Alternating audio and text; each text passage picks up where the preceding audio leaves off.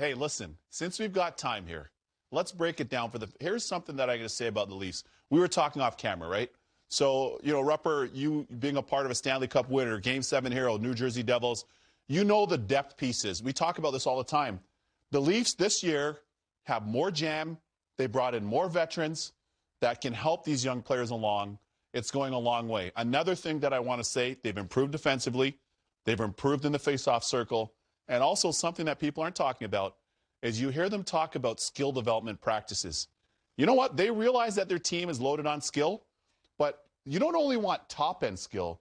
You want guys in your bottom six to have some skill as well. You want them to make plays. And in a game like this, I like the fact that their practices now are facilitating some of that skill development right now. Yeah. And we're seeing that. They're scoring goals at a torrid pace, but it's not just Austin Matthews and Marner and Nylander. We're starting to see it up and down the lineup. We talked for a very long time about how this team was they needed some more of a diversified lineup as far as having different ways. You have to find different ways to win hockey games. They just simply couldn't do that. It was either the Maple Leafs way or it was a loss in the prior years.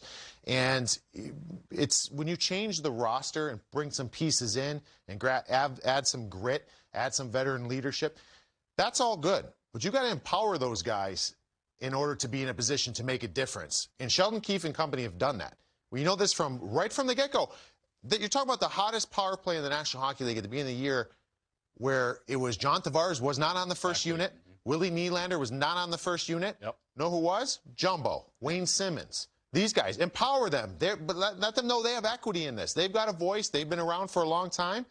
Well, you know what? Let's let them feel good about that. Now the guys on that team who are newbies, who haven't been in the league long, they can look to about 10 different guys on this team to look up to. I love what Sheldon Keefe has done because he's empowered everybody throughout this lineup to be a difference maker, and that's the difference for this team. Yeah, I talked to Sheldon Keefe. Those are great points. I talked to Sheldon Keefe prior to the season, and he talked about focusing on those very things and also empowering those veterans, because we're in a stage now where our league is so young, and everybody wants to turn the reins over to the young players, and we understand that. But when you have compass players, future Hall of Famer like Jumbo Joe Thornton, you have a veteran player like Wayne Simmons that's had an excellent career, and you add them, Bogosian coming off of a Stanley Cup win. You have Jason Spezza, who scored, over 900 points in his career as an elite offensive producer, and you're not salting them, as I like to say.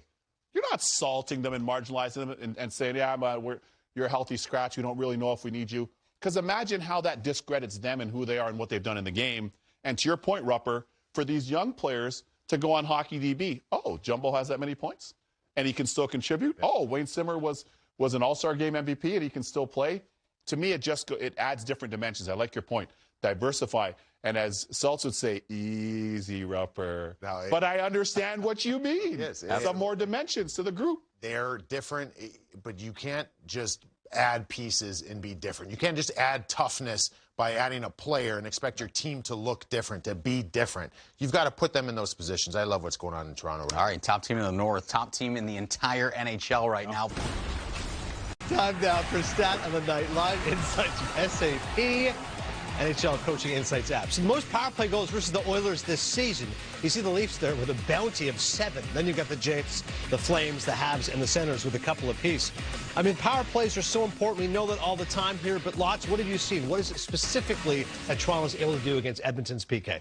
They got a lot of different angles of attack when I watch their team. They can come at you from either side. I mean, no Austin Matthews, and then all of a sudden they just continue right on, don't miss a beat. Mitch Marner is the guy that really makes things go. Morgan Riley is more offensive, and he probably gets credit for, to be honest with you. And, the combination of some of the veteran leaders that they have, they're outstanding. Joe Thornton, Jason Spezza. Yeah, selfless. Lots, as you say, the list goes on, and you just plug guys in. John Tavares isn't always on, even on that top unit sometimes. He's sometimes on that second unit. So another big thing for their power play, though, is Manny Malhotra. Came over from Vancouver, and he's running their power play now. And a lot of people have said, well, it's kind of weird. Malhotra wasn't on a lot of power plays, but, he's done a lot of penalty kills. And he knows exactly how people kill, where the open holes are, where the seams are. So I think he has a lot of credit to do with how good they're doing. It's a great call. Manny, underrated player. Always enjoyed watching. You like the way teams kill in today's game? Has it changed much from when you retired? From when I retired 2 years ago, no. I think teams are killing with a lot more speed now. You know, there's some, it's different. There's some aggressives and there's some passive. I like an aggressive penalty kill, you know, but not too aggressive, especially against a team like this that can pick you apart. I think it's based on who you're playing against. But yeah, it's always changing. It's always evolving. It's a copycat league, as you know. Right. One PK works and everybody picks it up. Yeah, 7 for 15. Those are gaudy numbers right now. So Edmonton's penalty kill has to improve. Coming up next.